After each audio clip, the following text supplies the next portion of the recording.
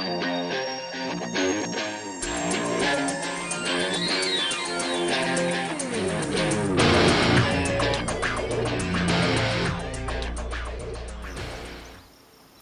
guys, how's it going? This is Matt with Downrange Firearms Training and Front Sight Post.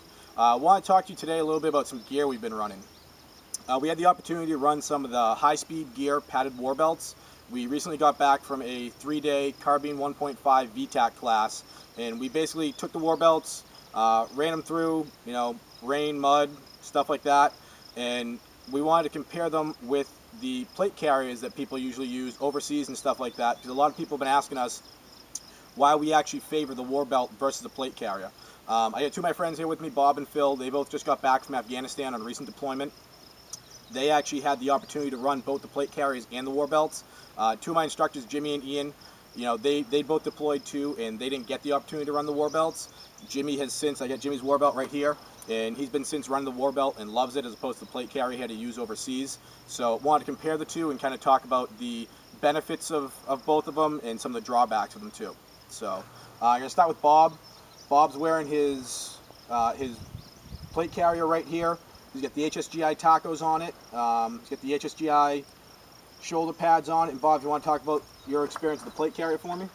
Yep, no problem. The plate carrier for us, obviously it varies between, purchase on your own or use the issued equipment, and it's just depends on your your ability to shoot, move, communicate more effectively. So I went ahead and made this all my own purchase, kind of step up from what we get issued. I like the tacos. They're very versatile. You put anything from mags, 2 mags in here, smoke, personal beacon, whatever it is that you need to get in here and keep on you. They come out real easy. It's not always a straight up and down, in and out. You can just rip it out, feed a mag, and go to work. The other thing I wanted to mention is, obviously we have to wear armor, so this is the system that we use. The belts are very nice. It keeps it on your waist. I mean, if you don't have to wear, a lot of the operators overseas that we noticed were running war belts and just look nice and comfy. Obviously they have their protective services kind of feel, where they have a shirt on or a tactical shirt, and they're just plain body armors underneath, and they rock a war belt in case they need to. So I have here, if I am running a vest, I go with a smaller, thinner belt, so that way my vest isn't riding on top of it, because the padded belt is very comfortable, but it is a little bit bulky. It has to push out underneath, and sometimes you can sit and makes the vest ride a little bit higher. So I went with the low profile system here. This is for when I was gunning, and I had instead of loading my vest with 40mm grenade pouches, I went for the drop leg system. Worked out pretty good. And also the drop leg for the sidearm as well. You can go up here. It's all, again, preference, but I went with the drop leg for my secondary systems. Cool. So I get Awesome, thank you. And while Phil and Bob were both over in Afghanistan, I communicated back and forth with Phil a lot. I know Phil was over there testing a lot of the gear. Him and Bob were both over there testing some gear, and I had said to Phil, I go, what do you think of the HSGI padded war belt? Basically HSGI makes a lot of stuff for operators that are going overseas, and if it's good enough for those guys, I think it's definitely good enough for guys that are going to come run a class with us or something like that. So I got some of Phil's first-hand experience, and I'll have him talk about how he set his war belt up and how he liked it while he was overseas. Alright, let me see this real quick. Alright, one of the things I like about the HSGI war belt, first off, pouches aside, a lot of them will come with these Cobra buckles. Alright, it's quick way, strong way to secure your gear. Alright, they have it padded inside, it sticks, it's a little bit tacky. Alright, the only drawback, sometimes you can't breathe, but you breathe a lot more than what you have with a plate carrier. Inside of the HSGI, it has, come over and see this, to add rigidity to it, it has basically a plastic sheet. Alright, what that does, it just holds the platform so it doesn't roll on you. No matter how much weight you have, it's not going to roll. Alright. And also on the HSGI, one of the benefits is, as Bob was saying, he has drop legs. It has these openings here, alright, on all of them, so you can attach your drop leg equipment. Alright, sometimes it doesn't work well with the Blackhawk because it has a dual attachment front and back, but if you're running like a Safari Land or any other type of drop leg, that's going to attach well into this system. It's also got Velcro on the inside so the belt doesn't slide back and forth. I just run a regular buckle. I've been made fun of for doing it, but I like that this belt is a little bit wider than some of these, the Cobra buckles. Next, I'm just going to talk about some of the stuff we have on here. Different types of holsters. As you can see here, this is a high-speed gear SOC rig. Basically got a hood on it, so when I put my gun in it, I can lock it down. Alright. And then here we have just open top Kydex holsters. Alright, they all have SOC RTI rigs that attach it, so it's completely interchangeable, and I can put one holster on another. Alright, next we have individual first aid kits. Alright, these are SOE gear. This is HSGI. Basically they hold the same thing.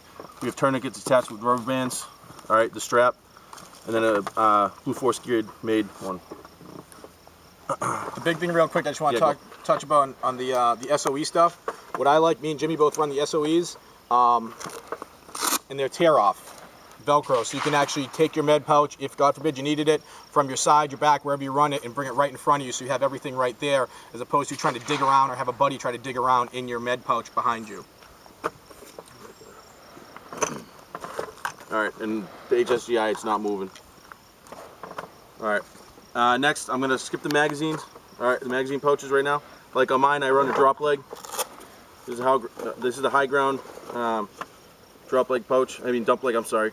Dump leg pouch. Alright, it's basically tapered, so when you drop your mags in, they basically end up standing up. So if you need to re-access them, you're doing like a tactical reload or anything, you can get that magazine back out the way you dropped it in. Next, you have different types of mag, and we have a Max Position drop leg as well. Dump pouch as well. Same deal. Alright, moving on, magazine pouches. Alright, you have the fast mag system here. Alright, it's real fast. A lot of the guys like this. Alright, the only difference really between this and the Taco is that you're going to see next is that this one is made for just the AR magazine, and it's a plastic. Moving on to the Tacos. Alright, these are all the same magazine pouches, but as Bob was saying earlier, whether you can just rip the magazine out, it's elastic. It's elastic, alright, so you can put anything you want in them. Alright, overseas we were putting everything from smoke grenades to different types of magazines to snacks in them if you really want. You want to be that guy. Alright, again, they're quick, they're easy, and you can put anything you want in them. Like right here, you have different type of multi-tool. Flashlights. I have a weapon tool back here. Yeah, the other thing that's cool about the pouches too, guys, is the fact that you see Jimmy and Phil both have their AR mags in the pouch. The cool thing about the HSGI Tacos is the fact that they're kind of universal. They'll take, I got an AK-74 mag, an AK-47 mag, the guys already got AR-15 mags in there. They'll take a variety of different things. They're going to kind of stretch and mold around whatever type of magazine you use. And like Phil said, the pistol Tacos, you can use them for anything. I got my pistols there. He's got a flashlight in his. I keep my multitasker tool in mine. It's totally personal preference. And you can see what it starts off as is essentially just all this MOLLE webbing here and how customizable the entire package actually is.